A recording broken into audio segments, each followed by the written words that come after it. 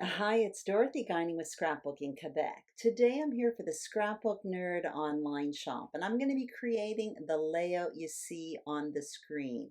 There are lots of layers on this page, and it's inspired by a class I'm taking called Half and Half by Chamel. Her style is really different than mine, but her designs, I totally relate to them, and I'm going to talk about that a little bit later on in the video as well. You're about to see what I'm going to be using. It's material from the Simple Stories Safe Travels collection. Even though this collection's been around since probably early summer, I find the colors in it work really well for fall. In addition to this, there are also lots of greens and rusts in it. My layout is going to be an early fall layout. It's about playing tourist in my own town. I'll talk more about these products throughout the process, and I will put a link to the Scrapbook Nerd online shop as well as everything I'm using. I'm also going to put a link to Chamel's website in case you're curious about her classes. Now, I've taken two so far and I've loved them both, even though my style is completely different than hers. So here's what's on my desk. I'm starting with a piece of 12 by 12 Basil Marshmallow heavy cardstock. I have a 7 by 5 photo that I matted, and that can easily be replaced with two 3.5 by 5 photos. I showed you a handful of paper from the collection, and now I'm showing you a cut apart sheet. And what I did was I cut apart the pieces that had blue floral in it, like the paper I have on my desk, as well as some of the paler blues. And I am also showing you some tags. That as well is part of a cut apart sheet from this collection. I cut those out a while back. Anyway, tags and cut apart sheets are great when creating layered layouts, and Simple Stories collections are full of them. I showed you a handful of scraps there, and now I'm showing you the embellishments I have on my desk, and here are a few tools. Those are two collections by Elizabeth Craft Designs, and I will talk about those a bit later on as well. So the first thing I'm going to do is create my foundation page, and what it's going to be is a large border, a vertical border on the right hand side of the page. So I already have that floral paper, which is 6 by 12. And now I'm cutting down two narrow strips of paper, one in that gold there and in navy as well. Now I'm cutting mine at about 1 inch wide, but when I adhere them underneath the border, I'm kind of layering them up. The two together will measure about 1/2 inch. So for this border, I am just listing on the screen the visible page part only. So please be aware of that if you're following along. Now, I do struggle a little bit here simply because I want the gold and the blue to be at different widths, but I do manage. And while I'm struggling, I just want to go back to what I mentioned earlier about Chamel's style being different than mine, but how I relate to her page designs. So in this case, it's a good example, the difference between design and style. The design is that large border on the right hand side of the page. That is part of the bones of the layout. The style in this case would be the selection of paper. In my case, half of my layout is white cardstock because that's something I always do on my layouts. I have a lot of white on my pages, and half of it is a floral print. In Chamel's case, for example, she loves pattern paper and lots of color, so she may use two different pattern papers. So that's one difference between style and design. What you just saw me do there was cut out two blocks of paper in that blue and in the gold, and that's going to be part of a layered photo mat a little bit later on. And I'm also cutting out two planner pages. Actually, I'm cutting out a planner page and a half. And I'm using two different die collections from Elizabeth Craft Designs. It's part of her Planner Essentials series. Each one of these collections, the two I'm using anyway, come with a planner page, but the positioning of the tab is different on each one of them. And each one of these collections come with their own different die accessories. I'm using only the planner pages on this particular layout. Now, what I'm showing you is how I plan to set up that layered photo mat in the middle. Pretty simple, just two chunks of paper. I will come in a little bit later on with those planner pages, but right now what I'm going to do is just apply a bit of ink to my layers, which is something that's really good to do when you create a layout with lots of layers. It's just a way to create a cohesive look when there's lots of different papers on the desk. I'm not a big inker. However, when I create a layout with lots of layers, I often do this. So I applied the ink. It's from VersaFine Clair. The color I used is Morning Mist. It's like a dark gray. So I put it on the gold block, the blue block, and just at the top and the bottom of that border there, because the middle part is going to be covered up with the layered photo mat. And now I'm adhering this to the page, and I just want to talk a little bit about measurements here because I am putting measurements on the screen. However, the measurements for this type of layout when creating a layered photo mat really aren't important. For me, for example, when creating a page like this, typically the scraps on my desk dictate the size of the pieces in my layered photo mat. That blue piece, for example, I probably would have cut that larger, but that's the biggest piece I had, so I just left it as is.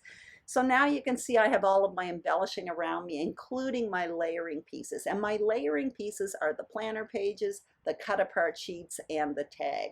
So I'm starting with the planner pages, and I cut the full one in half. So now I have 3 pieces. It's in graph paper. That's actually going to be where I do my journaling later on. That graph paper is from Photo Play Paper from one of their quarantine collections. I bought a whole bunch of it when it came out because I do like lined paper. So you can see I've positioned it in 3 spots to create a visual triangle around my photo. And now I'm starting with the other layers. So I'm working with the tags and the cut apart sheets here because those are the biggest pieces.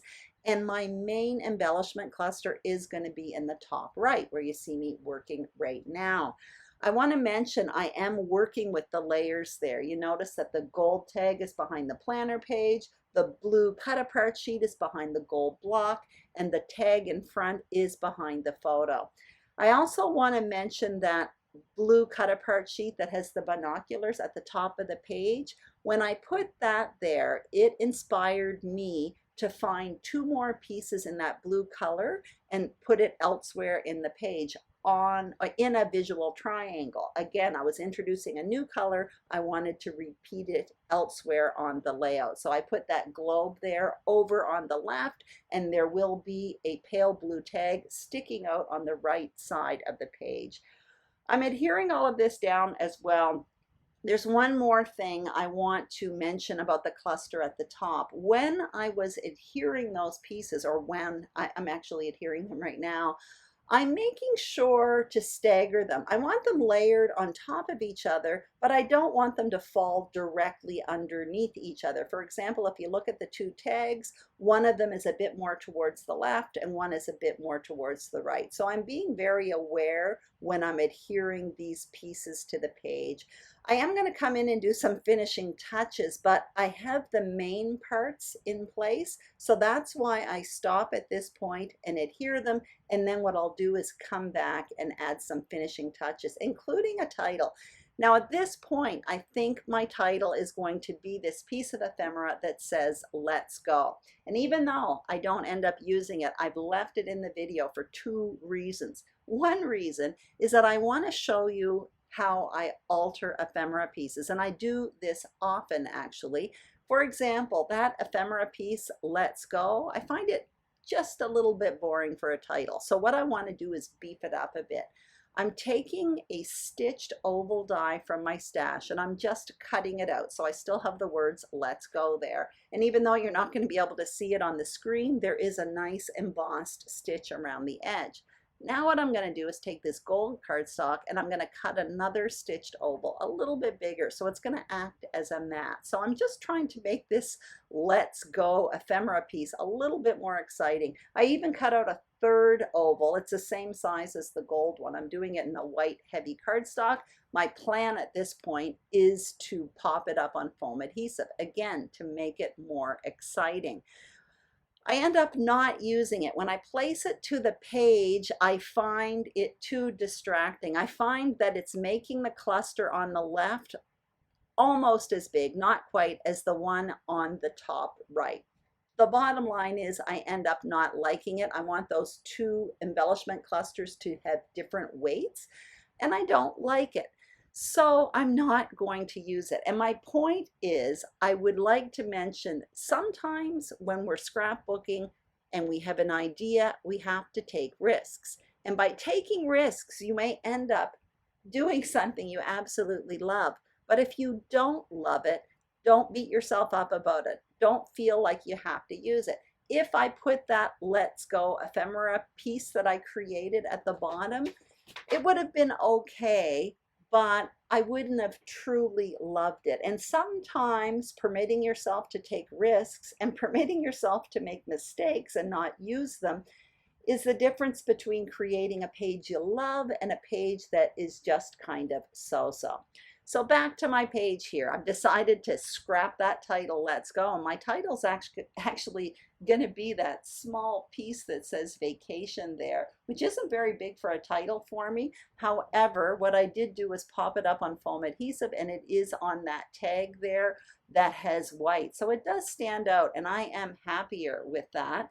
I'm also coming in with some of those brads there. They are self-adhesive brads, and I put them in each one of the tags, and behind each one of the tags I did punch out a 1/2 inch circle, or behind each one of those self-adhesive brads. I'm also playing with the layers here. So you saw there I took a piece of ephemera, I cut it in half. I'm thinking of using part of it in one spot of the layout and part of it in another. It says like explore, dream, discover, something like that. And I knew the word dream I would never use, so I didn't mind cutting it in half, and I thought I could use half of each, but I end up not using it. And this is going to bring me to another point here with regards to style and design. Simply because for here, for example, the style, the design, I'm sorry, is that layered photo mat that kind of transects the border.